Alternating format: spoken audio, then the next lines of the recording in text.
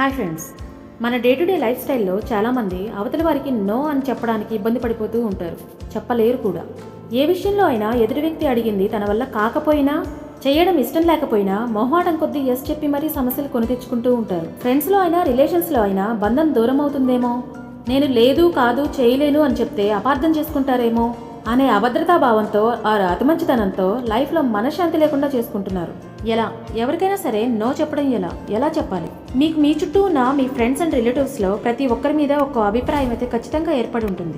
వీళ్ళు బాగా మాట్లాడతారు, అతను ఏం చెప్పినా వినడు, ఈమె కోపం ఎక్కువ, అతను చాలా మంచివాడు అని మన చుట్టూ ఉన్న అందరి మీద మనకు ఒక అభిప్రాయం ఉంటుంది.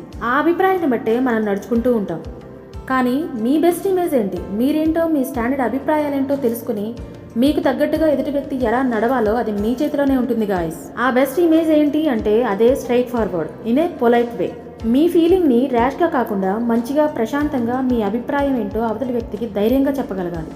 అలా మంచిగా, స్ట్రైట్గా, పొలైట్గా చెప్తూ ఆ చెప్పే మీ నిర్ణయంలో నిజాయితీ ఉన్నప్పుడు అవతలి వారికి అది ఒకసారి నచ్చకపోవచ్చు, రెండుసార్లు నచ్చకపోవచ్చు, మూడోసారికి మీ మనస్తత్వాన్ని యాక్సెప్ట్ చేస్తారు. ఆ తర్వాత నిదానంగా మీరేంటో, మీ అభిప్రాయాలేంటో అర్థం చేసుకుంటారు. అలా కాకుండా ఒకవేళ మీరు లోపల కాదు అని చెప్పాలనిపించి బయటికి అవును అని చెప్పారంటే విషయం ఎలాంటిదైనా పూర్తిగా ఇరుక్కుపోయినట్లే గాయస్. ఇలా మీరు ఇరుక్కుపోవడమే కాక ఒక్కోసారి మీతో పాటు మీ ఫ్యామిలీని కూడా ఇబ్బంది పెడతారన్న విషయం ఎప్పటికీ మర్చిపోవద్దు. ఇలాంటి కన్ఫ్యూజన్ మెంటాలిటీతో ఏ విషయంలోనైనా మీ డెసిషన్ ఏంటో కరెక్ట్గా చెప్పలేకపోవడం వలన మీరంటే ఎవరికి విలువ, గౌరవం రెండూ ఉండవని గుర్తుంచుకోండి. సో గాయస్, లైఫ్లో మీ చుట్టూ ఉన్న ఫ్రెండ్స్ అండ్ ఫ్యామిలీకి సంబంధించి ఏ విషయంలో అయినా మీకు కరెక్ట్ అనిపిస్తే ఎస్ చెప్పండి, లేకపోతే మంచిగా నో అని చెప్పండి. ఈ నో అని చెప్పే విషయంలో అవతలి వ్యక్తి ఎంత ఎమోషనల్గా మాట్లాడినా మీకు నో అనిపిస్తే మాత్రం మొహమాటం లేకుండా నో చెప్పడానికి రెడీగా ఉండండి. ఈ ఎస్ ఆర్ నో అనేది ఏదైనా టాపిక్ అనేది మీ దాకా వస్తేనే చెప్పండి. మీ దాకా రానప్పుడు సైలెంట్గా ఉండడం అన్నిటికంటే ది బెస్ట్ ఆప్షన్ గాయస్.